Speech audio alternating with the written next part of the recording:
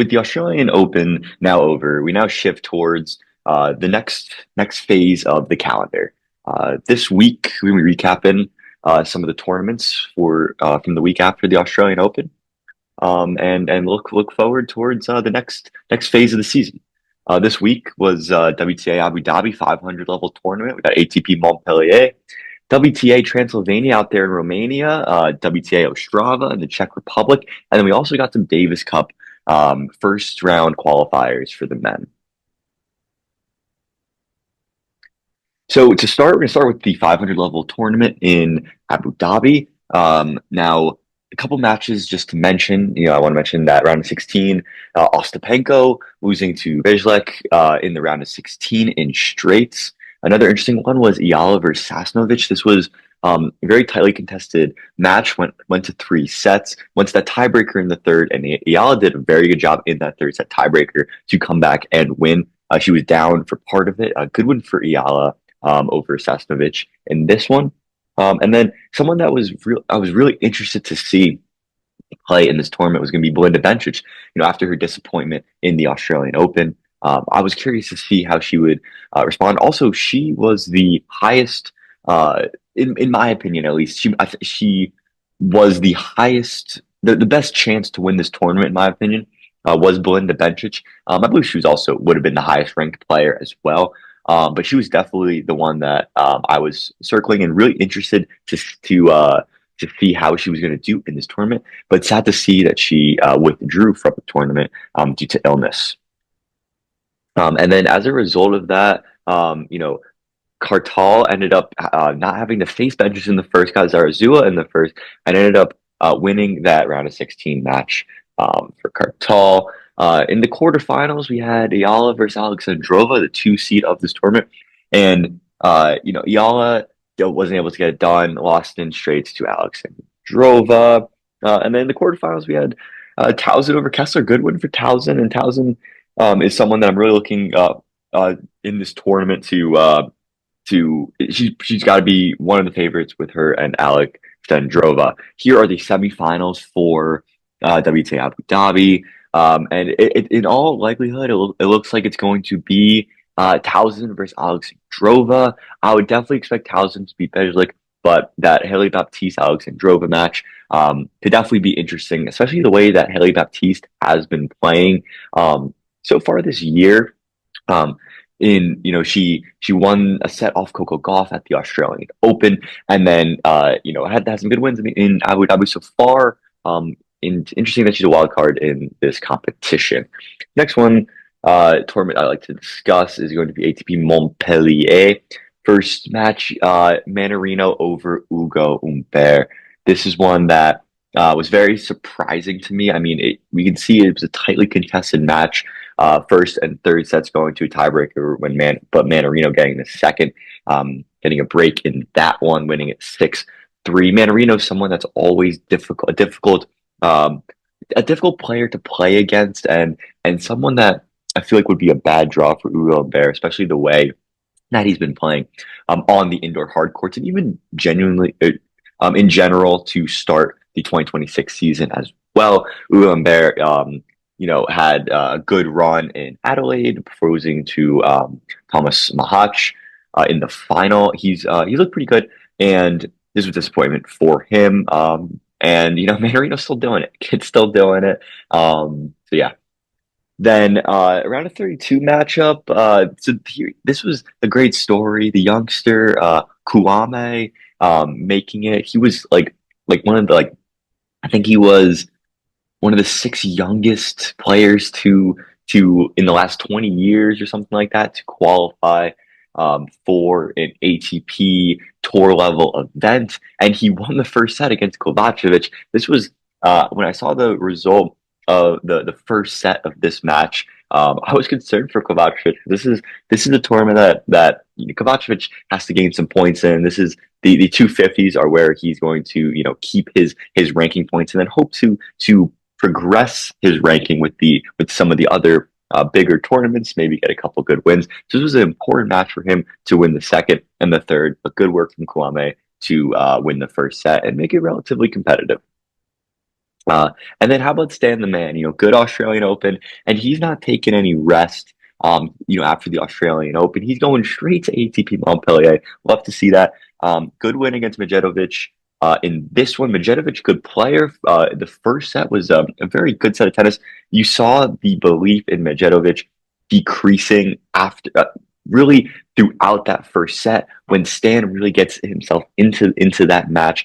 Medjedovic's belief starts to wane. He starts yelling at the crowd a little bit, and and Stan just locked in, got the win, and good win for Stan. Uh, and then this is Mahat. I remember looking at the draw before the tournament, and especially the section of the draw. I was expecting to see a rematch between Humbert and Mahat, and instead, they both ended up losing. Now Mahat ended up losing the first set to Arthur Gia, but then in the second set, Mahat had to leave the match because of an injury. Disappointing to see that from Mahat, but at the same time, Arthur Gia has been playing. I mean, obviously, he had a great Australian Open. This is a good first set win for him as well. And that leads to the Arthur Gia Manarino quarterfinal matchup that I don't think people really had circled on their draws beforehand.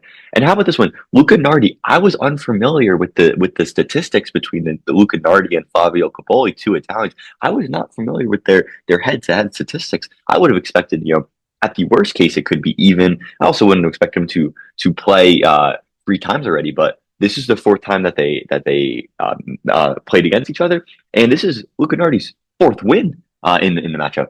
So interesting how Nardi has Cobolli's number in this one, and 6-2, 6-3, pretty uncompetitive. Rough start to the year for Flavio Cobolli. We'll see how far Nardi can go in this tournament. And then how about FAA versus Stan? FAA just getting the job done, and this is a good result for FAA after the disappointment in Australia. And this lines up as an absolute blockbuster matchup between FAA and Arthur Fils in the quarterfinals. Super super excited for this one. This could be a fantastic match, and just a sneaky one for ATP Montpellier 250. Great match. I'm very excited for this one. So then we head over to WTA Transylvania. How about the hometown here, Kirstea, going breadstick bagel against Slovenian Zindadsek.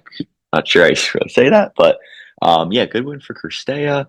And then against another Slovenian player, Raducanu getting the job done against Juvan. Now, this was an interesting one because Juvan got out to an early lead. Raducanu able to come back and win this matchup. Good for Raducanu. Really excited to see how Raducanu and Kirstea finish this tournament. And then Jinyu Wang, another player who's been playing great. A solid field here at WTA Transylvania, at least for the top couple seeds.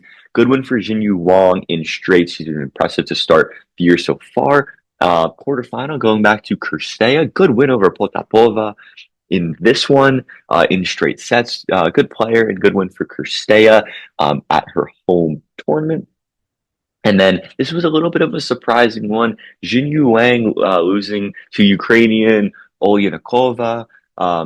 This is surprising because Jinyu Wang up to this point in the season really wasn't losing to any players that were worse than her.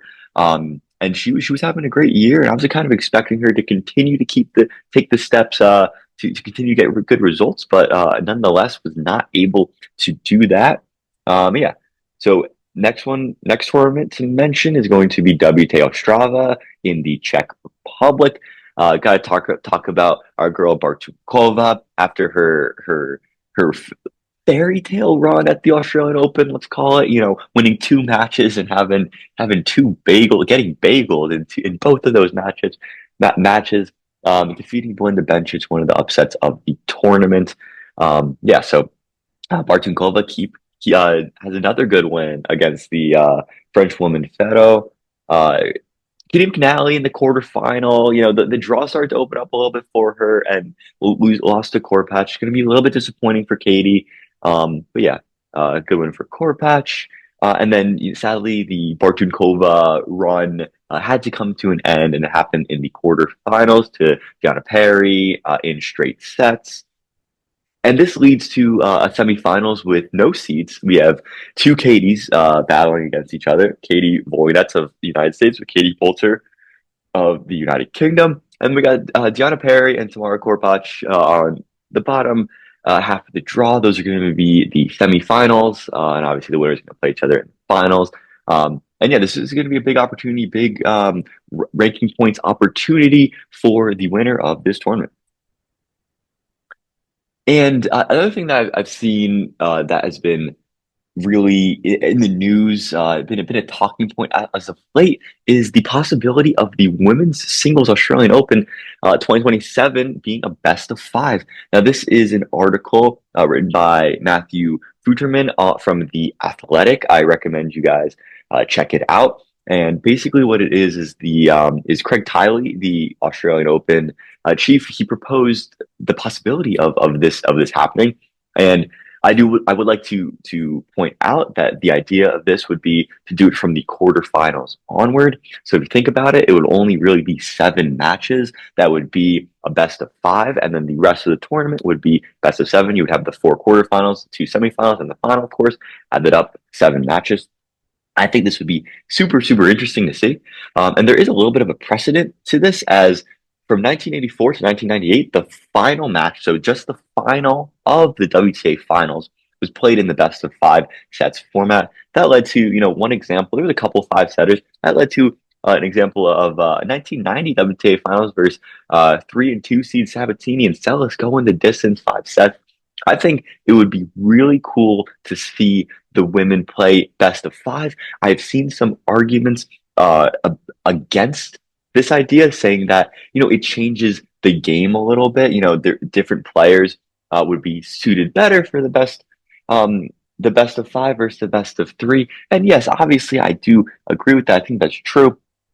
But I don't know. I think it would be a cool dynamic to add to a Grand Slam to see some 5-setters and some grueling battles between some of the top women's players. I think it would be super cool to see. I think it's a good compromise to start it with the quarterfinals and onward. To be honest, in my opinion, I think you can even do the round of 16 and onwards, because then it's kind of like, oh, if you make the second week of the major, you start playing best of five. And yeah, I think I think this could be awesome for tennis. I don't think I don't think it'll like cause too much traffic on the courts in terms of like too many matches for like the men and women's playing best of five and stuff like that. I think especially if you do it from the quarterfinals, it's not that many games you got to fit in those matches. And yeah, I think it'd be pretty cool. So I would be for seeing this happen. And now, let's talk about a little bit Davis Cup. So a couple of the matches have started. The Norway Great Britain match has started, and some results we've seen from the Japan Austria match.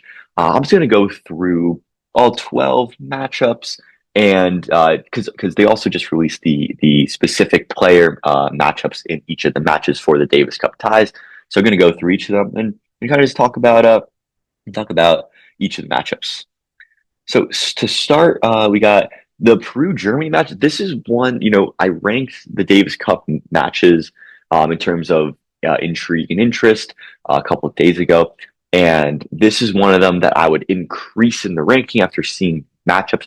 To be honest, we got some good matchups in this one. It is on an indoor hard court in Germany, so you got to give a little bit of credit to Germany. You have two good German players playing in the singles in Yannick Hanfmann and Jan-Lennard Struff. I don't know too much about the doubles players, and Peru's got some good players in Bueno and Varias. And also you got Buse playing in the doubles. I feel like he'd be quite a good doubles player, so that makes sense. I think that I would lean the Germans this one, but I think this one could be competitive. I would say the most interesting match of this one would probably be Jan-Lennard Struff versus Varias. I think that could be quite evenly contested, and it being the second match of the tie could really swing the tie. Next is going to be India versus Netherlands. This is going to be played in India in Bengaluru. Bengaluru. And this one, I think the heavy favorite has to be the Netherlands, especially if they get that first match with Gaiden Uden versus Summit Nagal. Jesper de Jong should take care of business in all of his matches, to be honest. And I feel like the Dutch tend to have good doubles players as well. So I would expect the Netherlands to take this one pretty convincingly. Now, there are no matchups yet for Australia versus Ecuador, but from looking at their rosters coming into the tournament, Australia is definitely the better talent one. The one variable in this one is it's being played in Ecuador on clay, so there always is that variable in the tie.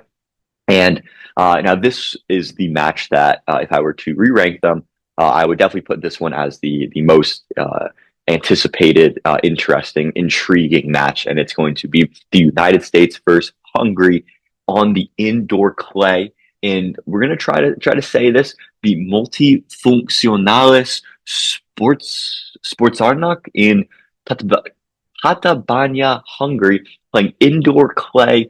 Not even in Budapest, playing in Tatabánya, Hungary, and you know, Tommy Paul being added to the United States team really makes this one interesting. It's a must-win match for the Americans in the first one versus Piros.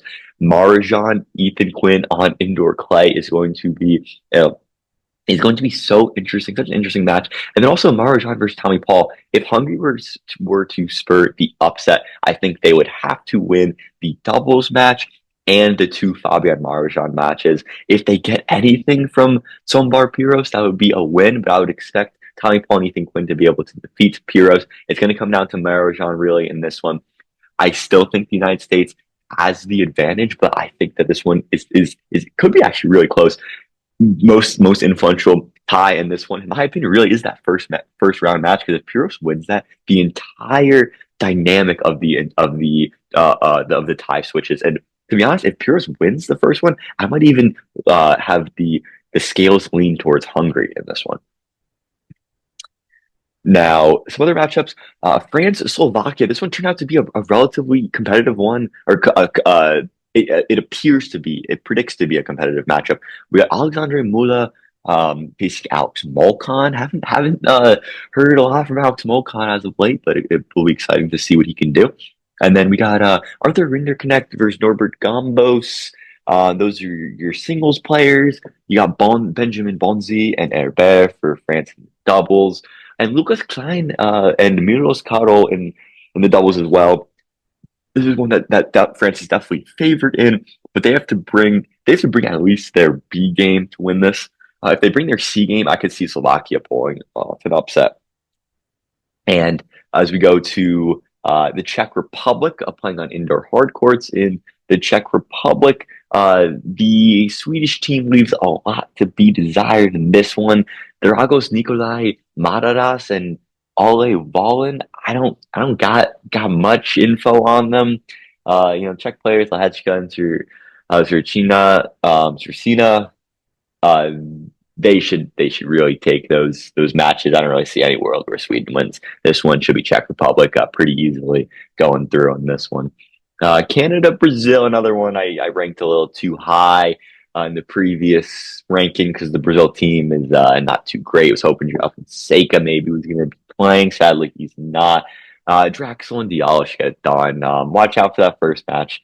Draxel versus João Lucas Reis de Silva. Just watch out for that one, because if Brazil gets that one and they get the doubles, it can get a little dicey, but I expect Canada to win this one pretty convincingly. And they are, of course, home as well, playing indoor hard courts in that one as well. And then another match, South Korea, Argentina, being played in South Korea. Got some names that are familiar for South Korea in Hyun Chung and Sun Woo Kwan. And, they're playing Girante and Trubiletti, who they're not Argentina's best players. I wouldn't even say that they're like in the top 5 for Argentina. Off the top of my head, I would say like Ugo Carabelli's better, Comensana's better, both Cerundolos are better. Maybe not Girante. Girante looked had a good Australian Open, but I was not that impressed with Trungolidi's game really at all. In the Australian Open, I believe he I think it was the qualifiers. I believe I caught a match of him against Jaume Faria, and yeah, he did not look good in that one. Anyway, and then Cerundolo, both Cerundolos would be better. Session Baez. So yeah, so not Argentina's A team, probably not their B team either. Um, First match Toronto versus is going to be pivotal. I think this is, obviously this one's in South Korea, so you gotta that's an added variable. I think this one's going to be very tightly contested, and I would expect this one to be a 3-2 either way. And then we got some results in this one already. Japan versus Austria. Right now it's tied 1-1. Watanuke defeating Offner, and Rodionov defeating Mochizuki in this one. Really not a surprise. This one's very, very tightly contested. This one could come down to the doubles match.